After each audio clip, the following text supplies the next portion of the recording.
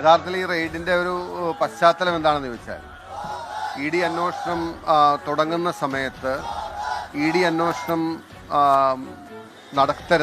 നടക്കാൻ പാടില്ല, അല്ലെങ്കിൽ ഇ ഡി അന്വേഷണത്തിന് അനുമതി നൽകരുത് എന്ന് പറഞ്ഞ് ഇതിലെ തൽപര കക്ഷികൾ അല്ലെങ്കിൽ പ്രതിസ്ഥാനത്തുള്ളവർ ഹൈക്കോടതിയെ സമീപിച്ചിരുന്നു. ഹൈക്കോടതി പ്രാഥമിക വാദം കേട്ട് ഇ ഡി അന്വേഷണം തുടങ്ങാൻ വരട്ടെ എന്നുള്ള നിലയിൽ ഒരു ഇൻട്രീം സ്റ്റേ കൊടുത്തിരുന്നു.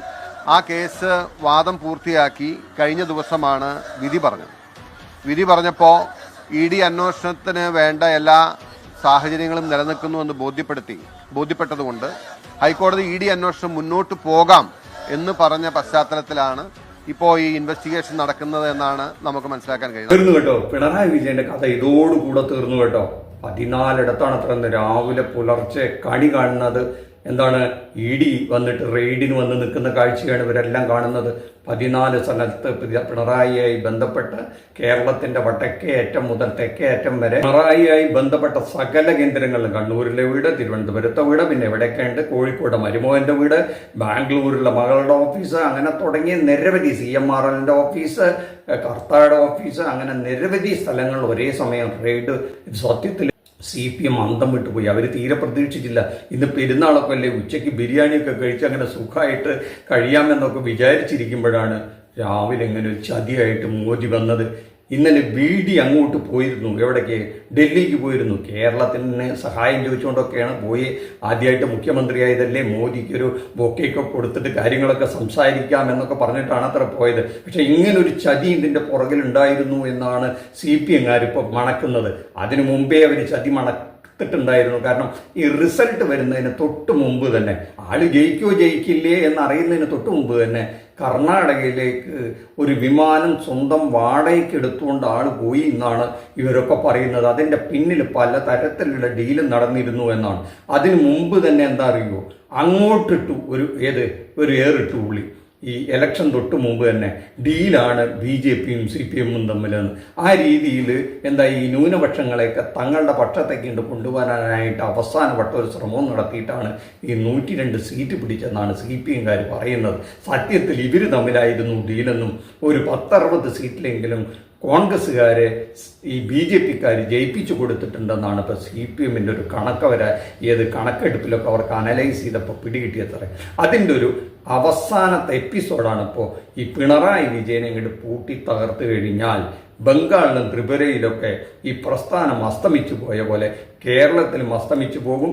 അങ്ങനെ കാലാകാലത്തേക്ക് കോൺഗ്രസ് BJP എന്ന് പറഞ്ഞ 2 ദ്വന്ദ്വത്തിലേക്ക് ഈ കാര്യങ്ങൾ എത്തിത്തീർക്കും. അങ്ങനെ ഒരു കരാറുണ്ടെന്നാണ് അപ്പം ആര് പറയുന്നത്? CPM-ൻ്റെ നേതാക്കൾ പറയുന്നത്. ഇപ്പം നമ്മൾ TV തുറന്നു കഴിഞ്ഞാൽ എല്ലാ സ്ഥലങ്ങളിലും ഈ CPM-ൻ്റെ അണികൾ അങ്ങനെ ആവേശത്തോടുകൂടെ വീറോടുകൂടി പിണറായിക്ക് വേണ്ടിയിട്ട് മുദ്രാവാക്യം വിളിച്ചുകൊണ്ടിരിക്കുകയാണ്.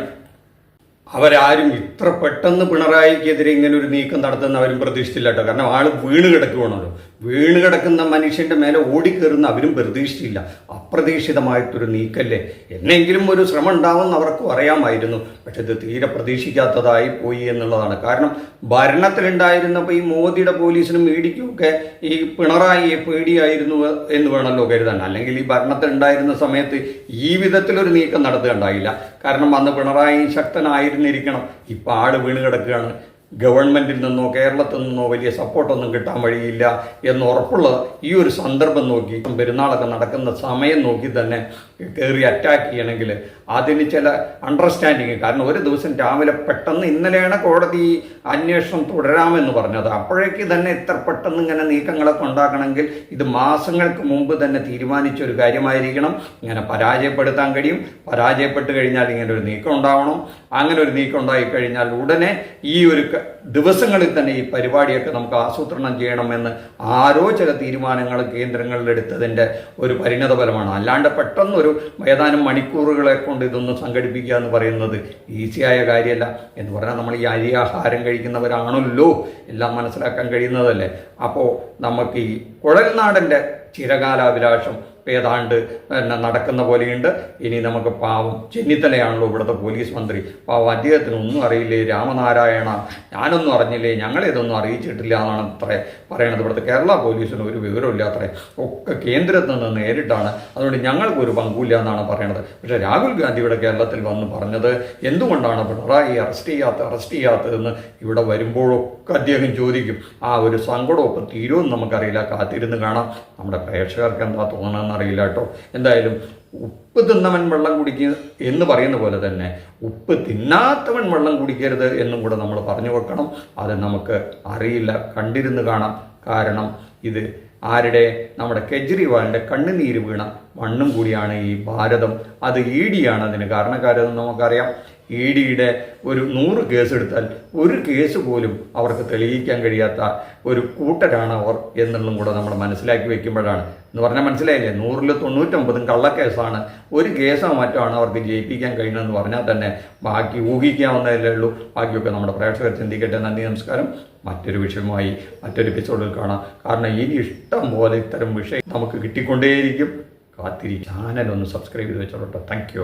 നീക്കത്തെ ആഭ്യന്തര വകുപ്പ് മന്ത്രി എന്ന നിലയിൽ സാർ എങ്ങനെയാണ് കാണുന്നത്? ഇതിന്റെ ആ ഒരു പ്രതികരണം? ഞങ്ങൾക്ക് അതിനെപ്പറ്റി ഒരു അറിവുമില്ല, ഞങ്ങളെ അറിയിച്ചിട്ടുമില്ല. കേരള പോലീസിന്റെ സഹായം തേടിയിട്ടില്ല. അവർ കേന്ദ്ര സേനകളുടെ സഹായമാണ് തേടിയിട്ടുള്ളത്. ഞാൻ DGP ആയിട്ട് സംസാരിച്ചു, ഹോം സെക്രട്ടറിയായിട്ട് സംസാരിച്ചു. അവർ പറഞ്ഞ് ഞങ്ങൾക്ക് ഒരു വിവരവും ലഭിച്ചിട്ടില്ല. അപ്പം നമുക്ക് ഇതിനെപ്പറ്റി ഒന്നും അറിയത്തില്ല.